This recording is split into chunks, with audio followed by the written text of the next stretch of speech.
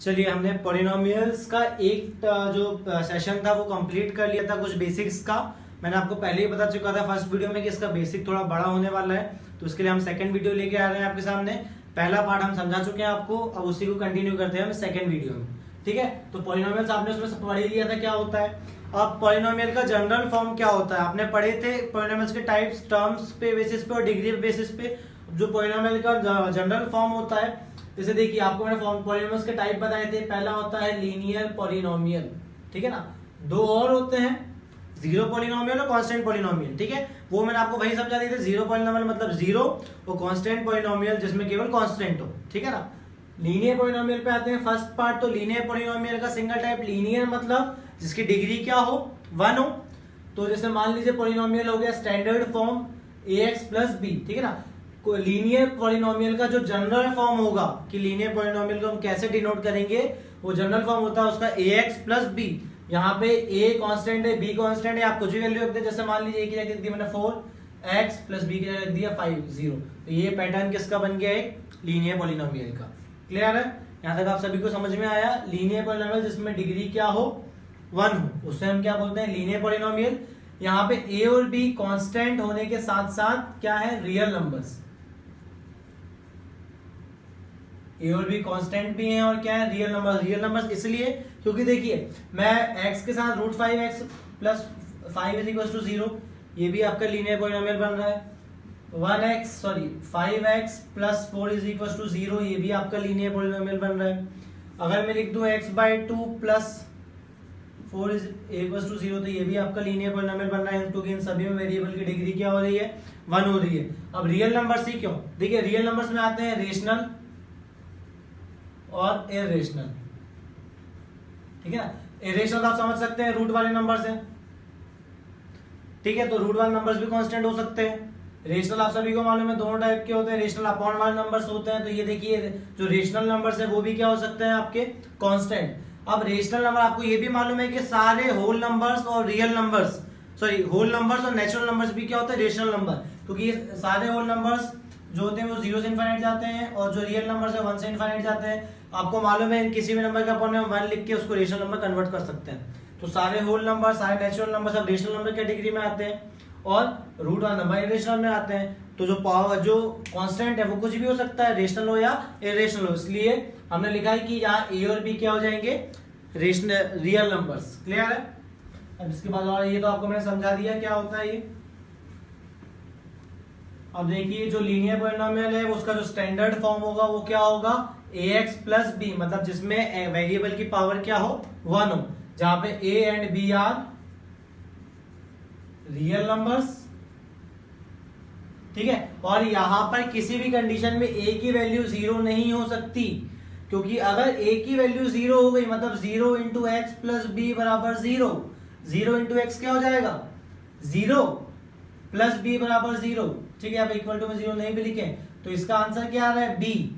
आपने लाए क्या थे, लीनियर पॉलिनोमियल में सॉल्व होके बी कांस्टेंट है, तो ये क्या बन गया, एक कांस्टेंट पॉलिनोमियल। ठीक है ना। मतलब पॉलिनोमियल में वो टर्म जो उस पॉलिनोमियल का नाम डिसाइड कर रही है, उसके साथ क्या जो कांस्टेंट है वो कभी 0 नहीं हो सकता। वो आपको आगे और समझ में आएगा।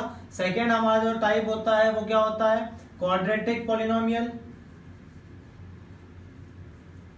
ठीक है ना। क्वाड्रेटिक पॉलिनोमियल का जो जनरल फॉर्म होता है, क्वाड्रेटिक मतलब जिसकी डिग्री क्या हो, 2, मतलब इसमें हाईएस्ट पावर क्या हो, वेरिएबल की 2। जैसे मान लीजिए ax square plus bx plus c equals to 0। ठीक है ना।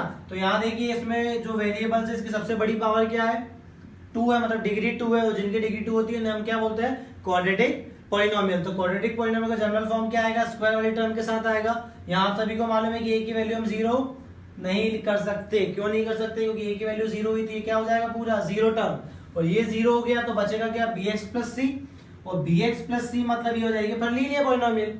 इसलिए आप a की वैल्यू 0 नहीं हो सकती, और a b c तीनों क्या होंगे, रियल नंबर्स। थर्ड पोर्शन पे आते हैं। थर्ड होता है आपका क्यूबिक पॉलिनोमियल। ठीक है, तो क्यूबिक पॉलिनोमियल इसका मतलब जिसकी डिग्री क्या हो, 3 हो, जैसे x³ प्लस एक्स स्क्वायर या प्लस 5। तो देखिए इन सब में वेरिएबल्स हैं जिनकी सबसे बड़ी पावर क्या है, 3, डिग्री हो जाएगी आपकी 3, हो जाएगा क्यूबिक पॉलिनोमियल। यहाँ पे अगर वेरिएबल लगा दे ax square plus b ax cube plus bx square plus cx plus d, ये आपका क्या हो जाएगा, इसका ये हो जाएगा आपका इसका जनरल फॉर्म। क्लियर आप सभी को, ये इसका जनरल फॉर्म है ax cube plus bx square plus cx plus d, जहां पर आप सभी को मालूम है a b c d क्या है, रियल नंबर्स, क्योंकि कांस्टेंट इनकी वैल्यू कुछ भी हो सकती है, इसलिए क्या हो जाएंगे, रियल नंबर्स। और ये इसका क्या हो जाएगा, जनरल फॉर्म, जहां a की वैल्यू क्या होगी, 0 नहीं होगी। तो फोर्थ आता हमारा बाई क्वाड्रेटिक वाला, बाई क्वाड्रेटिक पॉलिनोमियल, ठीक है ना। इसको मतलब भी आप सभी को मालूम है, बाई क्वाड्रेटिक मतलब जिसकी डिग्री क्या हो, 4, तो उसका standard form ax4 plus bx cube plus cx square plus dx plus e बराबर 0। यहाँ पे a b c d e क्या है, सब कांस्टेंट है, रियल नंबर्स है।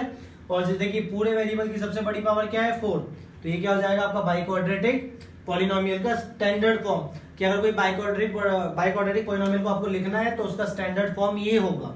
जैसे आपको क्या देकर रखा है कि x की पावर 4 प्लस 5 बराबर 0, तो इसकी डिग्री क्या है, 4, इसलिए बाई क्वाड्रेटिक पॉलिनोमियल हो रहा है। बस अगर उसको स्टैंडर्ड फॉर्म में लिखना हो तो किस तरीके से आप लिखेंगे, देखिए 4 जिसकी वैल्यू थी वो तो है भाई, जिसकी पावर 4 है वो टर्म आपके पास है, क्यूब वाली टर्म नहीं है ना, तो जाएगा 0x क्यूब, स्क्वायर वाली टर्म भी नहीं है तो 0x स्क्वायर, x वाली टर्म नहीं है तो 0x, प्लस कांस्टेंट टर्म की आपके पास 5, ये देखिए x की पावर 4 प्लस 5, तो ये आपका क्या हो गया, बाई क्वाड्रेटिक पॉलिनोमियल का जनरल फॉर्म। ये तो बाई क्वाड्रेटिक पॉलिनोमियल आप डिग्री देख के पहचान गए, मैं उसका जनरल फॉर्म जो होगा वो इस तरीके से लिखेंगे आप, ठीक है ना। जो टर्म्स बीच में है ही नहीं, मतलब उनके साथ 0, तो हम साथ 0 लगा के लिखते हैं। यहाँ तक आपको क्लियर हुआ। ये आपके जनरल स्टैंडर्ड फॉर्म थे। लीनियर इक्वेशन का स्टैंडर्ड फॉर्म क्या होता है, क्यूबिक का क्या होता है, क्वाड्रेटिक का, बाई क्वाड्रेटिक का क्या होता है, मैंने आपको स्टैंडर्ड फॉर्म बताया, ठीक है ना। इसके बाद आते हैं, ये तो जनरल फॉर्म बताया मैंने, सॉरी आपको। अब स्टैंडर्ड फॉर्म, स्टैंडर्ड फॉर्म का मतलब एक पॉलिनोमियल को किस तरीके से लिखा जाता है उसे हम बोलते हैं उसका स्टैंडर्ड फॉर्म। जो अभी आपने देखे वो जनरल फॉर्म थे। स्टैंडर्ड फॉर्म जैसे मान लीजिए x की power 3 plus x square plus x की पावर 4 प्लस 5 बराबर 0। आप डेफिनेटली बोल सकते हैं कि इसमें कोई भी जो वेरिएबल है उसकी पावर नेगेटिव नहीं है, अपॉन में नहीं है, ठीक है ना, कोई वेरिएबल अपॉन में नहीं है, तो ये क्या हो जाएगा, एक पॉलिनोमियल, ठीक है ना। ये पॉलिनोमियल तो है, मगर पॉलिनोमियल को स्टैंडर्ड फॉर्म में नहीं लिखा हुआ है। पॉलिनोमियल का स्टैंडर्ड फॉर्म होता है या तो जो पावर्स हो वो डिक्रीजिंग ऑर्डर में रहे, या तो पावर्स जो हो वो इंक्रीजिंग ऑर्डर में हो। मतलब अगर आपको कोई ऐसा पॉलिनोमियल दे दिया है तो उसको स्टैंडर्ड तरीके से लिखें। और किसी भी क्वेश्चन में सॉल्व करें आप पॉलिनोमियल को, सबसे पहले उसको उसके स्टैंडर्ड फॉर्म में लिखें, मतलब उसकी पावर्स को अरेंज कर लें। मोस्टली जो पावर्स अरेंज होती हैं वो होती है डिक्रीजिंग ऑर्डर में, ठीक है। और आप इंक्रीजिंग में अरेंज कर देंगे तब भी कोई प्रॉब्लम नहीं है। जैसे ये देखिए ये अरेंज नहीं है, इसको अगर मैं स्टैंडर्ड फॉर्म में अरेंज करूं तो 2 तरीके से लिखा सकता है। और डिक्रीजिंग ऑर्डर में सबसे बड़ी पावर, देन उससे छोटी पावर, देन उससे छोटी पावर, ये हो गया आपका स्टैंडर्ड फॉर्म। क्लियर है, जो पॉलिनोमियल है वो अपने स्टैंडर्ड फॉर्म में आ गया, या तो इस तरीके से, या तो इसकी पावर्स को इंक्रीजिंग छोटी से बड़ी। सो 5 आएगा सबसे पहले, क्योंकि 5 के साथ अगर वेरिएबल नहीं है, ठीक है ना, मतलब उसकी पावर क्या हो जाएगी 0, तो 5 होगा सबसे पहले, क्योंकि इसके साथ x की पावर क्या होगी 0। फिर नेक्स्ट होगा इसका एक्स स्क्वायर, फिर एक्स क्यूब प्लस एक्स की पावर 4। ये दोनों अपने अपने स्टैंडर्ड फॉर्म में आ चुके हैं, ये डिक्रीजिंग ऑर्डर में और ये इंक्रीजिंग ऑर्डर में, किसके, पावर्स के। तो ये स्टैंडर्ड फॉर्म होता है सॉल्व करने से पहले। अब नेक्स्ट हम पढ़ते हैं जीरोस, जो कि इस चैप्टर का बेस है, ठीक है ना, कि जीरोस क्या होता है। पॉलिनोमियल के सारे क्वेश्चन इस जीरोस के आसपास घूमते हैं। जीरोस का मतलब क्या होता है वो आप समझ लीजिए। जीरोस का मतलब होता है, जीरोस या रूट्स, दो नाम होते हैं। जीरोस और roots of a polynomial is the value on which the answer of the equation becomes zero, ठीक है ना। जीरोस मतलब ऐसा होता है कि एक इक्वेशन आपको दी है, ठीक है ना, उस पर्टिकुलर इक्वेशन का आंसर किसी नंबर के रखने पर क्या हो जाए, 0, तो नंबर उसका क्या होगा, जीरो। जैसे हम आप एक इक्वेशन मानते हैं polynomial x square minus 3x minus 4। Clear है। अब इस इक्वेशन में अगर मैं x की जगह पे रख देता हूं 4, ठीक है ना, x की जगह पे क्या रख देता हूं, 4 रख देता हूं, तो देखिए क्या हो जाएगा, 4 का स्क्वायर माइनस 3 इंटू 4 माइनस 4, तो 4 का स्क्वायर क्या हो जाएगा 16, ठीक है ना, माइनस 3 4 जा 12 और माइनस 4, इसमें लगाएंगे आप बोधमास का रूल। सबसे पहले अगर ब्रैकेट होता है ब्रैकेट ऑफ सॉल्व करें, देन डिवाइड मल्टीप्लाई ऐड और सब्ट्रैक्ट। तो आप सब्ट्रैक्ट वालों को पहले ऐड कर दें, माइनस माइनस प्लस तो 12 प्लस 4 जो आपको जाएगा 16 और दोनों साइन माइनस से यहाँ पे क्या लग जाएगा माइनस। और देखिए इसका आंसर क्या आ गया 0। मतलब इस पॉलिनोमियल में, ठीक है ना, पॉलिनोमियल को हम शो करते हैं p of x। p x का मतलब होता है, इसको दो तरीके से रीड कर सकते हैं, पॉलिनोमियल ऑफ x या पॉलिनोमियल इन x। मतलब जो भी आपका पॉलिनोमियल का वेरिएबल होगा, मान लीजिए आपका पॉलिनोमियल दिया है y² प्लस y, तो इसको हम लिखेंगे py। मतलब ब्रैकेट में आपका क्या लगता है, वेरिएबल लगता है, और आगे p फॉर पॉलिनोमियल।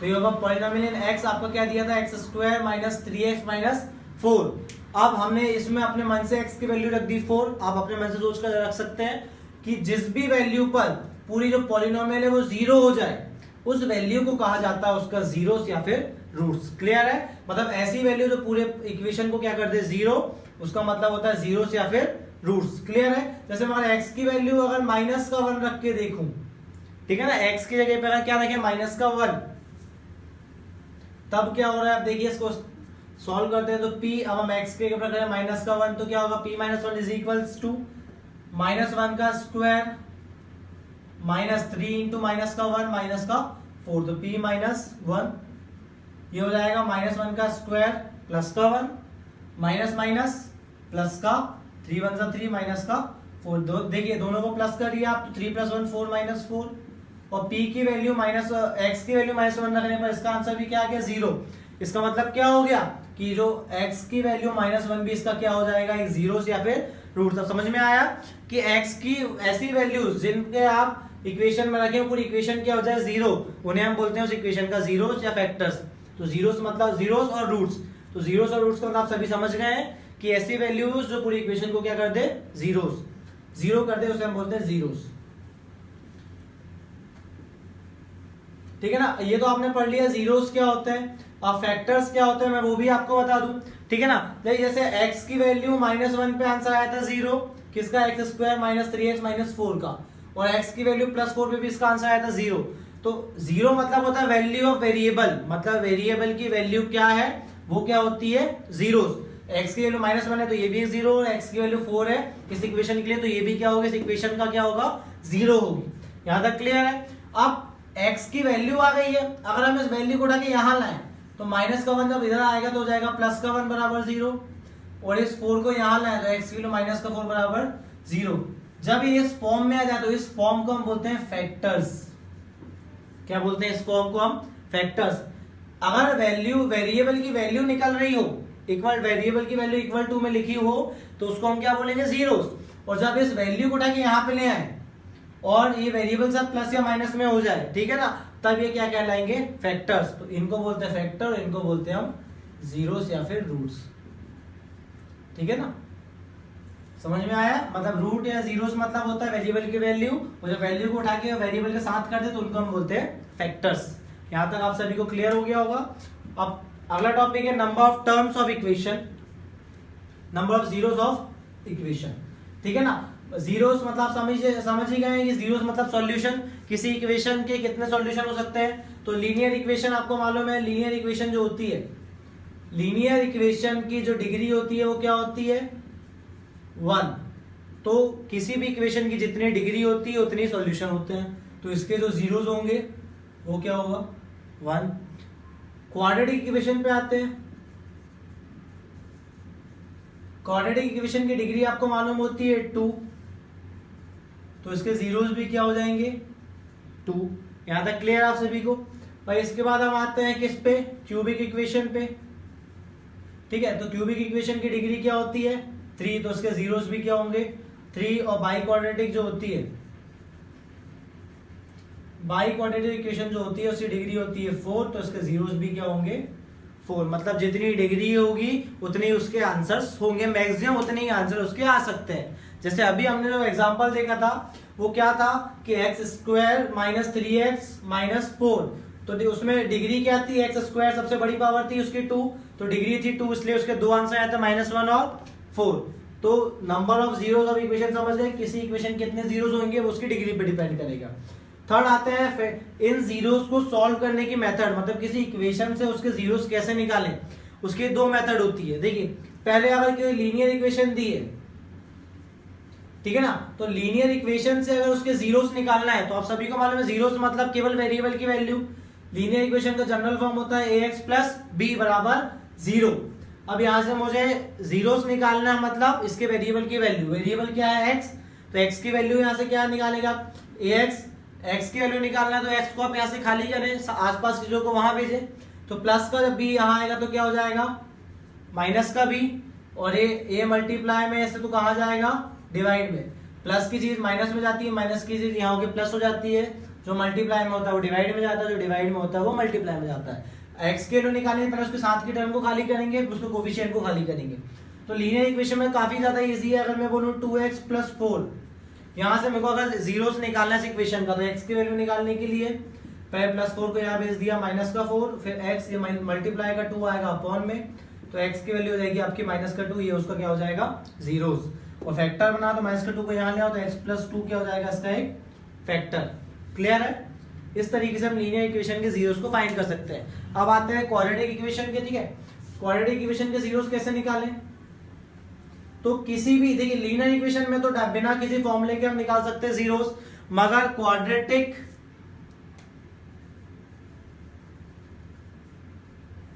क्यूबिक और बाई क्वाड्रेटिक, ठीक है ना, इन तीनों इक्वेशन के जीरोस निकालने के लिए एक मेथड है जो कि कहलाती है फैक्टराइजेशन। फैक्टराइजेशन करके मतलब आप उसको ब्रेक करके उसके जीरोस निकालेंगे तो वो कहलाएगा फैक्टराइजेशन। क्वाड्रेटिक क्यूबिक और बाइक्वाड्रेटिक इक्वेशंस के जीरोस निकालने के लिए आपको फैक्टराइजेशन करना आना चाहिए, इसकी मेथड होती है। अब जीरोस निकालने के तो जो थ्योरम्स है वो है रिमाइंडर थ्योरम और एक फैक्टर थ्योरम। मैं आपको दोनों थ्योरम समझा देता हूं। फैक्टराइजेशन आप क्वाड्रेटिक इक्वेशन जब चैप्टर पढ़ेंगे तो क्वाड्रेटिक इक्वेशन में आपको फैक्टराइजेशन आएगा सॉल्व करने के लिए, क्योंकि क्वाड्रेटिक इक्वेशंस को सॉल्व करने की तीन मेथड होती हैं। पहली होती है फैक्टराइजेशन, सेकंड होती है क्वाड्रेटिक फॉर्मूला मेथड, और थर्ड होती है कंप्लीटिंग द स्क्वायर मेथड। ये तीन मेथड्स होती है क्वाड्रेटिक इक्वेशन को सॉल्व करने के लिए। फिलहाल हमने सारी इक्वेशन को सॉल्व करने के लिए देखा फैक्टराइजेशन एक मेथड होती है। तो फैक्टराइजेशन में सबसे पहले पढ़ते हैं रिमाइंडर थ्योरम। जैसे देखिए कि आपको इक्वेशन दी x square minus 3x minus 4, ये आपका पॉलिनोमियल है। ठीक, रिमाइंडर से आपको समझ में आ रहा होगा डिवीजन होगा यहाँ पे, तो डिवीजन पे आए आप, तो रिमाइंडर मतलब आपको मालूम है डिवीजन होता है। तो हमने मान लिया कि आपको दिया है g ऑफ x, एक अलग दूसरा पॉलिनोमियल दे दिया है g ऑफ x, जो कि आपको देके रखा है x माइनस 4, ठीक है ना। अब मैं बोलूं कि इसमें आप रिमाइंडर थ्योरम लगा के बताएं कि जो x माइनस 4 है ये इसका एक जीरोस है या नहीं, जीरोस मतलब जरूर इसका एक फैक्टर है या नहीं, ठीक है ना। फैक्टराइजेशन के लिए फैक्टर पता करना है। तो ये देखिए फैक्टर है नहीं, कोई नंबर किसी नंबर का फैक्टर कब होता है, जब उससे डिवाइड करने पर रिमाइंडर बिल्कुल भी ना बचे।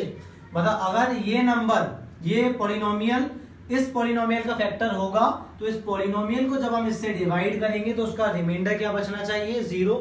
डिवीजन आपको मैं बताता हूं कैसे होगा। जैसे x square minus 3x minus 4, इसको हमको डिवाइड करना है x माइनस 4 से। कई लोगों को डिवाइड आते होंगे, कई लोगों को नहीं आते होंगे, सीख लीजिए। ये डिवाइड को सॉल्व करने के लिए सबसे पहले हम इसकी पहली टर्म उसकी पहली टर्म को देखते हैं। डिविडेंड और डिवाइजर, जिसको डिवाइड करना है और जिससे डिवाइड करना, दोनों की पहली टर्म को देखिए। इसकी पहली टर्म में हम क्या मल्टीप्लाई करेंगे कि वो ये आ जाए, ठीक है ना। जिनको सीधे सीधे समझ में आ जा रहा है कि इसमें हम x मल्टीप्लाई करेंगे तो x स्क्वायर आएगा, उनके लिए काफी अच्छी बात है। कई बच्चों को नहीं समझ में आता है कि हम किसका मल्टीप्लाई करें, तो उनके लिए क्या है कि इसकी पहली टर्म को लिखे आप सामने और उसके अपॉन में इसकी पहले टर्म को लिखे और काटें, तो एक ऐसे एक x कट गया, केवल एक x बचा। तो जो बचेगा उसी से आप क्या करेंगे, इसे मल्टीप्लाई करेंगे, ठीक है। तो हमने यहाँ पे हम इसको क्या करेंगे, x से मल्टीप्लाई करेंगे, तो x इंटू एक्स होगा आपका x स्क्वायर और x इंटू 4 होगा आपका 4x, और यहाँ माइनस का साइन है इसलिए माइनस का 4x। इसके बाद हम क्या करते हैं, नीचे वाली जो टर्म्स है इनके हम साइन को चेंज करते हैं, माइनस को करते हैं प्लस, और यहाँ कुछ नहीं है मतलब प्लस होगा तो प्लस को क्या करेंगे हम माइनस। अब इनका एग्जैक्ट साइन नीचे वाले ऊपर साइन को भूल जाइए, प्लस का एक्स स्क्वायर माइनस का एक्स स्क्वायर कैंसिल हो गया, minus plus minus, plus minus क्या होता है आपका माइनस होता है, मतलब 4x में से 3x गया तो क्या बचेगा आपका सिंगल x, तो 4 में से 3 गया तो 1 बचेगा, और x variable as it is आएगा। देखिए 4 बड़ा है, प्लस का साइन है इसलिए प्लस का x आएगा, माइनस का 4 नीचे। अब इसमें क्या मल्टीप्लाई करोगे, ये तो देखो सीधे दिख रहा है कि 1 का मल्टीप्लाई करेंगे तो ये आ जाएगा। तो हमने क्या लिख दिया, प्लस का 1 x माइनस 4, दोनों साइन चेंज कर दे, इसका साइन हो जाएगा प्लस, इसका साइन हो जाएगा माइनस। प्लस का एक्स है माइनस का एक्स कैंसिल हो जाएगा, माइनस के 4 से प्लस का 4 कैंसिल हो जाएगा, आपका रिमाइंडर बच जाएगा 0। ठीक है ना। अब जब रिमाइंडर क्या बच गया आपका 0, तो जब रिमाइंडर 0 बचता है तो जिस नंबर से आपने डिवाइड किया है जिस नंबर को, वो नंबर क्या हो जाएगा इसका एक फैक्टर। फैक्टर का मतलब समझ में आ गया कि ऐसे पॉलिनोमियल जिससे हम मेन पॉलिनोमियल को डिवाइड करें तो उसका आंसर क्या आ जाए, रिमाइंडर क्या आ जाए 0, उसको हम क्या बोलते हैं, फैक्टर। और यही होती है आपकी रिमाइंडर थ्योरम। आपने डिवीजन एल्गोरिथम पढ़ा हुआ है, क्या होता है, dividend is equals to divisor into quotient plus remainder. ठीक है ना। डिविडेंड मतलब जिससे हम क्या करते हैं, डिवाइड करते हैं। तो हमने किसको डिवाइड किया, p ऑफ x को, किससे किया, g ऑफ x। ये सब पॉलिनोमियल इन x है। आपका क्वोशिएंट क्या आया, वो हम लिखते हैं q ऑफ x, और आपका जो रिमाइंडर आया वो तो है r ऑफ x। ठीक है ना। तो इसको आप इस तरीके से सेटिस्फाई कर सकते हैं। इसका आंसर चेक करना चाहें तो यहाँ हो जाएगा x square minus 3x minus 4 बराबर g ऑफ x, जिससे आपने डिवाइड किया हो जाएगा x माइनस 4 इंटू ऊपर क्वोशिएंट आया आपका x प्लस 1 प्लस रिमाइंडर आपका क्या है 0। ठीक है ना। मतलब ये जो दोनों थ्योरम्स हैं ये पता करने के लिए हैं कि कोई नंबर किसी नंबर का फैक्टर है या नहीं। अब वो किस तरीके से पता करते हैं, अगर आप रिमाइंडर थ्योरम यूज करेंगे, ठीक है, समझ में तो आ गया होगा। आप थ्योरम्स कैसे यूज करते हो समझिए। इनका काम क्या है, काम इतना ही है कि कोई दो पॉलिनोमियल्स दे दिए हैं तो एक दूसरे के फैक्टर है या नहीं, वो पता करने के लिए दो थ्योरम आप लगा सकते हैं। रिमाइंडर थ्योरम आपने पढ़ी। रिमाइंडर थ्योरम मतलब जैसे आपको दो पॉलिनोमियल दे के रखे हैं, ये पॉलिनोमियल इसका फैक्टर था या नहीं, ये पता करने के लिए हमने क्या किया कि इससे उठा के इसको डिवाइड कर दिया।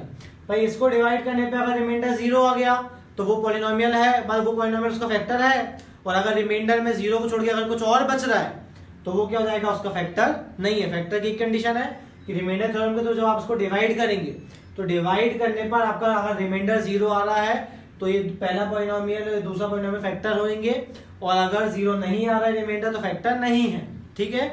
नेक्स्ट पढ़ते हैं हम रिमाइंडर थ्योरम। तो पढ़ लिया, अब पढ़ते हैं फैक्टर थ्योरम कि फैक्टर थ्योरम क्या होती है। भाई रिमाइंडर थ्योरम में हमको डिवाइड करके पता करना पड़ता है कि फैक्टर है या नहीं। ठीक है ना। और फैक्टर थ्योरम में जो हमको नंबर दिया हुआ है, जैसे आपको p ऑफ x अगेन क्या देके रखा है, x square minus 3x minus 4, और मान लीजिए g ऑफ x आपको देके रखा है x माइनस 4। अब पता करना है कि ये इसका फैक्टर है या नहीं, किसके थ्रू, फैक्टर थ्योरम के थ्रू। तो फैक्टर थ्योरम अपन को मालूम है कि x माइनस 4 बराबर 0। भाई ये x माइनस 4 है क्या है, ये फैक्टर का फॉर्म है कि फैक्टर क्या होता है, हमेशा वेरिएबल के साथ एक कांस्टेंट वैल्यू जुड़ी होती है, उसको हम फैक्टर बोलते हैं।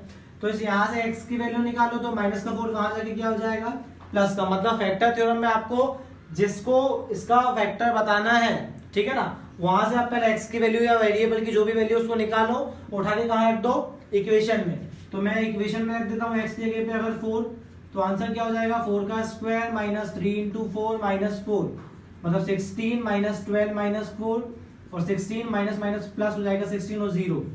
ठीक है ना। मतलब देखिए जो आपका वैल्यू थी कि बताता ये इसका फैक्टर है या नहीं, फैक्टर थ्योरम के थ्रू आपको बताता है ये इसका फैक्टर है या नहीं, तो आप यहाँ से x की वैल्यू निकालो, और यहाँ पे जो भी वेरिएबल होगा उसकी वैल्यू निकालो, और उस वैल्यू को कहाँ रख दो, आपके मेन पॉलिनोमियल में। अगर उस पॉलिनोमियल को पूरा 0 कर दे तो वो उसका क्या हो जाएगा, फैक्टर, और अगर नहीं करे तो नहीं होगा। देखिए दोनों कंडीशन सेम ही है। रिमाइंडर थ्योरम में हमको इसको इससे डिवाइड करना था, और अगर रिमाइंडर आ रहा था तो रिमाइंडर 0 आ रहा था तो ये दोनों फैक्टर थे, ये इसका फैक्टर था। और फैक्टर थ्योरम में क्या है कि इसकी वैल्यू जो है, इसके यहाँ से x की वैल्यू निकालो, x की वैल्यू को उठा के इक्वेशन में पुट कर दो, या जो भी वेरिएबल दिया उसकी वैल्यू निकाल के इक्वेशन में आप पुट कर दीजिए, और इक्वेशन अगर 0 हो जाए तो वो क्या हो जाएगा, उसका फैक्टर हो जाएगा। इस तरीके से सॉल्व करेंगे तो फैक्टर थ्योरम होगी, डिवाइड करके सॉल्व करेंगे तो रिमाइंडर थ्योरम होगी। क्लियर है आप सभी को। काफी ज्यादा इजी है, 2-4 बार प्रैक्टिस करने पे ही आता है, एक बार में कोई चीजें नहीं आती हैं। मैंने आपको सामने समझा दिया रिमाइंडर थ्योरम फैक्टर थ्योरम्स क्या होती हैं। फैक्टर्स हम किसको बोलते हैं कि भाई ऐसी अगर वैल्यू देके रखी है तो ये फैक्टर है। उसको और आगे आप यहाँ से x की वैल्यू निकाल लेंगे। भाई जीरोस का मतलब ही मैंने आपको बताया था कि वैल्यू ऑफ वेरिएबल, वेरिएबल की पूरी वैल्यू निकल के आ जाएगी, अपॉन में हो या कैसी भी हो, उसको हम 0 कहेंगे, उठा के यहाँ लाएंगे तो फैक्टर कहेंगे। ये इसका फैक्टर था या नहीं, तो हमने पहले यहाँ से जीरोस को निकाला, जीरोस को अंदर रख के देखा, अगर जीरोस इसमें अगर इसका जीरोस होता तो उसका आंसर 0 आ ही गया है। अगर इसका 0 नहीं होता तो यहाँ पे इसका आंसर 0 नहीं आता।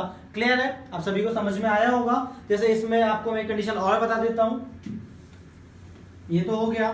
चलिए मान लीजिए अगर मैं आपसे बोलता कि पता करिए कि g ऑफ x ये क्या है, x माइनस टू इसका फैक्टर है या नहीं, बाय यूजिंग फैक्टर थ्योरम। तो आप क्या करते, पहले x माइनस टू से x की वैल्यू को निकालते, फिर इसमें पुट करते p की जगह 2, x की जगह पे 2 रखते तो 2 का स्क्वायर माइनस 3 इंटू 2 माइनस 4, तो p 2 क्या हो जाएगा, 2 2 सा 4 माइनस 3 2 सा 6 माइनस 4, ठीक है। प्लस के 4 से माइनस का 4 कट गया, तो इसका देखिए आंसर क्या आ गया, माइनस का 6। अब मैंने आपको बताया है कि जब पूरी इक्वेशन का आंसर 0 आ जाए तो ही जीरोस होते हैं। अब इसका आंसर तो 0 के इक्वल भाई नहीं हो रहा है ना, 0 के इक्वल आंसर नहीं हो रहा है, इसका मतलब x माइनस टू इसका फैक्टर नहीं होगा, ठीक है। और आपको ये मालूम है एक्स स्क्वायर है, तो जब ये इसकी डिग्री 2 है तो इसका मैक्सिमम आंसर 2 हो सकता है। एक इसका आंसर तो आपको समझ में आ गया है कि एक इसका आंसर तो 4 होगा, अपन ने भी x माइनस 4 से सॉल्व किया था। सेकंड इसका आंसर होगा x की वैल्यू -1, क्योंकि हमने इसके पहले वाली कंडीशन में सॉल्व करके आपको बताया था, ठीक है।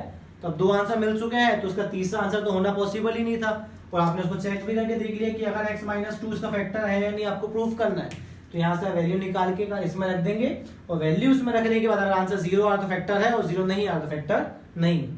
चलिए टॉपिक खत्म करते हैं। बेसिक कंसेप्ट आपको समझाने का खत्म हो चुका है, आपको काफी कुछ समझ में आ गया होगा। जितना नहीं आया है वो आपको क्वेश्चन सॉल्व करने पे समझ में आएगा, क्योंकि पूरी चीज एक ही बार में समझ में नहीं आती है। हम जैसे जैसे क्वेश्चंस की प्रैक्टिस करते हैं वैसे वैसे हमको समझ में आता है। और आपको वीडियो अच्छा लगा हो तो आप लाइक और सब्सक्राइब जरूर करें, और ज्यादा से ज्यादा शेयर करें ताकि सारे लोगों का फायदा हो सके इससे। ओके।